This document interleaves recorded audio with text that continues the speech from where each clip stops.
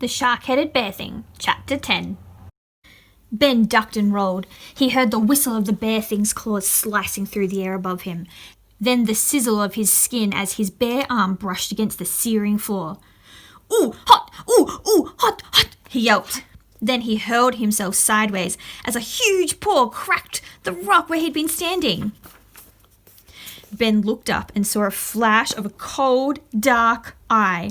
He stumbled backwards as the monster's jaws snapped shut with a clack that echoed around the cave. "Can't we talk about this?" Ben asked. The monster made another dive for him. It brought both arms up above its head, then slammed them down. Ben barely managed to scramble out of the way before the paws crunched against the stone. "I'll take that as a no," he yelped. Then he ducked again as the monster's claws slashed at him. The heat in the cavern made the air shimmer. Ben could feel sweat trickling down his bare legs and into his boots. He squelched as he turned and ran, trying to put as much distance between himself and the monster as possible. He spun, pulling out his catapult and taking aim with a chunk of volcanic rock. He let fly with the stone. There was a twang and a swish and a soft thump as he bounced harmlessly off the bear thing's shark head. Dropping the catapult, Ben turned and ran again. The ground shook beneath him, and he knew the thing was on the move, chasing him, catching up. He dodged left. A shadow passed over him, and the bear thing snarled as it rolled and thudded against the jagged cavern wall. "And stay down!" Ben warned. The monster flipped itself back onto its feet. "Or don't. It's up to you," said Ben, and then he was off and running again.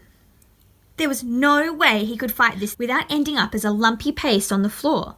He had one chance, though. One chance to escape. One chance to survive.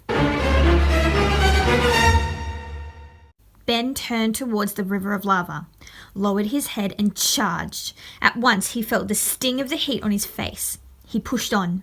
The air around him seemed to bubble and boil. The hazy black smoke swirled up his nostrils and reached down into his lungs. Paradise's voice echoed around the cavern, screaming at him from every direction at once. "Behind you!" Ben hurled himself sideways, throwing up his hands to shield himself from the searing heat, just as the shark-headed bear thing sailed past overhead.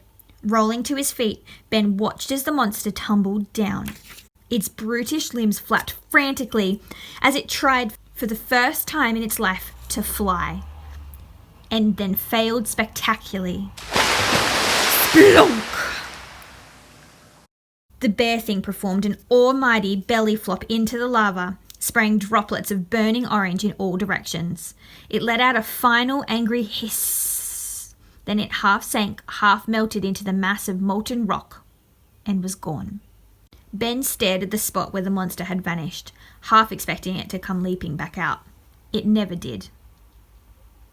Wiping the worst of the soot from his face, Ben allowed himself a shaky smile.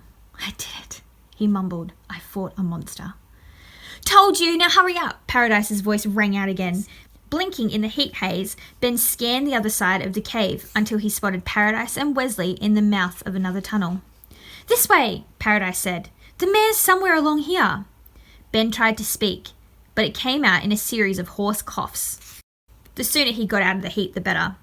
With a last glance at the bear thing's final resting place, Ben scampered across the bridge and followed the others into a cool, dark tunnel. "That was really quite impressive," Wesley told him. "Really quite heroic."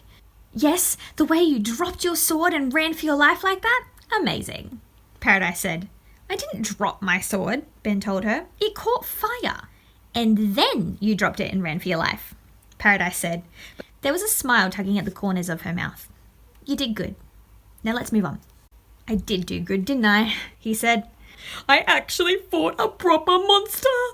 "Yes, but don't keep going on about it," Paradise said. "We still need to rescue the mare."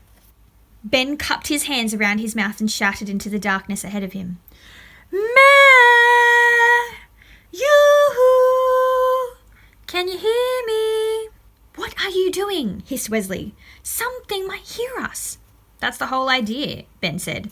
He puffed out his chest. "You don't have to worry about the monster anymore. I took care of it. Did you see me?" "We don't need to shout," Paradise said. "I can find him. Follow me." They moved on, 10 paces later, they stopped again. "It's quite dark, isn't it?" Ben said. "Can't see a thing," Paradise admitted. "We're gonna die," Wesley whimpered. "Oh no, wait, hang on," he added. Then there was a sound of him rustling around inside his gaping sleeves. A moment later, a blinding light lit up the passageway, forcing Ben and Paradise to cover their eyes. "Sorry, everyone, sorry," Wesley said. "Here, let me just adjust." The brightness dimmed. Ben and Paradise blinked away the spots behind their eyes, then turned to Wesley. He was holding a small glass jar by the length of string that was tied to the top of it. The glass was a smoky shade of black, but whatever was inside the jar was powerful enough to still be lighting up 30 metres of tunnel in both directions. "It's a sun," Wesley explained. Paradise frowned. "The sun?" "No, not the sun," replied Wesley. "A sun. Just a small one. I won it last year in a contest with a level 3 trainee." Ben looked impressed. "A magic contest?" "Tiddlywinks," Wesley said. "Oh, I'm really rather good." Paradise rolled her eyes and set off along the passageway again. "So you just walk around with a sun up your sleeve?" Ben asked. "Among other things," Wesley said. "It's amazing what you'll find up a wizard's sleeve. There's even stuff I've never seen before. I had a whole family of badgers living up there for 6 months. Didn't know a thing about it. Nice glove, by the way." Ben held up the hand with the gauntlet. "What? This? Thanks. It was my dad's. Or my mum's. Not really sure which. It's magic." "Really?" "Yeah.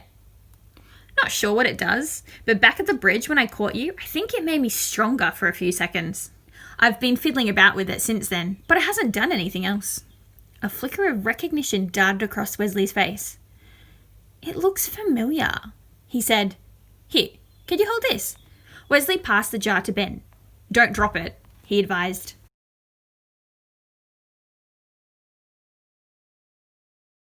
"Why not? What could happen?" "No idea," Wesley said, "but I'd rather not find out." He thrust a hand back inside a sleeve again, then pulled out a book. This book was smaller than the other one, but with just as many pages. "What's that one about?" Ben asked. But Wesley was already too engrossed in the book to hear him. They continued on. And on. And on. The passageway twisted and split off into dozens of different tunnels. Paradise guided them through the maze, barely pausing at each junction they came to. "This way," she said, as they took yet another left along yet another corridor. "I'm hungry," Ben said. "Is anyone else hungry?" Without taking his eyes off his book, Wesley produced an apple from up his sleeve and passed it forwards. "Thanks," said Ben. He raised the fruit to his mouth, but Paradise caught his arm and held it.